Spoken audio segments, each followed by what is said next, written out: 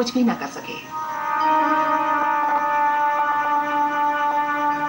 नवाब मीर कासिम ने कंपनी के अधिकारियों के चंगुल से छूटने की आखिरी कोशिश की, मगर 1764 में वो कंपनी से बक्सर की लड़ाई हार गया। पलासी की लड़ाई से हासिल सैन्य नियंत्रण को उस वक्त वैधता प्राप्त हो गई, जब 1765 में शाह आलम ने बंगाल की दीवानी ईस्ट इंडिया कंपनी को सौंप दी। धीरे धीरे निजामत और खजाना मुर्शिदाबाद से कोलकाता आ गया। 1775 में कोलकाता की सुप्रीम कोर्ट ने ऐलान कर दिया कि बंगाल के नवाब के पास प्रभु सत्ता संबंधी कोई ताकत नहीं रही। अलीवर्दी खां के मरने के बाद उनके जो डॉटर सन थे सिराजुद्दौला, उनके साथ बैटल ऑफ पलासी होने के बाद यहाँ पर ईस्ट इंडिया कंपनी का कब्जा हुआ और ईस्ट इंडिया कंपनी यहाँ पर राज शुरू किया।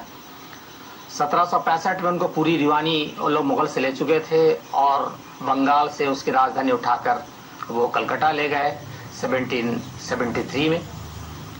उसके बाद यहाँ जो नवाब लोग गुजरे रहे, उसके बाद जो लोग आए सब मिर्जा जाफर के खानदान से और एक के बाद एक लोग नवाब होते रहे।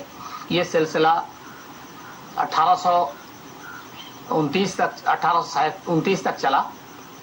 उस वक्त बंगाल, बिहार, उड़ीसा के नवाब थे नवाब नाजिम हुमायूं जा, मिर्जा जाफर के 5वें पुष्प में से थे, 5th जनरेशन में से थे। उन्होंने ये हजारदुआरी पैलेस को उन्होंने बनवाया था।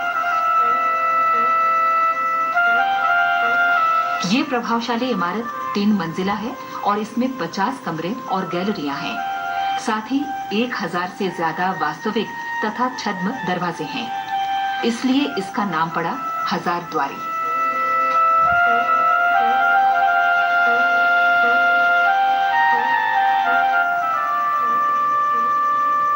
वर्ष की अवधि में कोलकाता दलदल के शहर से महलों का शहर बनने की राह पर था।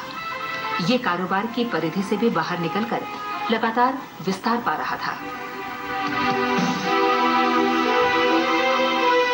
ये हैरत की बात है कि कोलकाता नामक वो बस्ती जहां चौरनौत अपने सिर्फ 30 सिपाहियों के साथ आया था, उसके साम्राज्य के विस्तार का जरिया बन गई।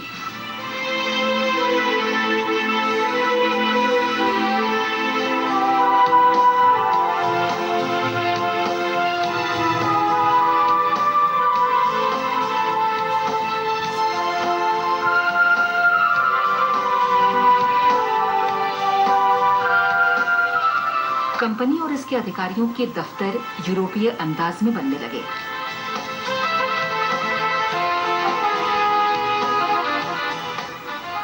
ऐसी कई इमारतें आज भी मौजूद हैं, खासकर गवर्नर हाउस,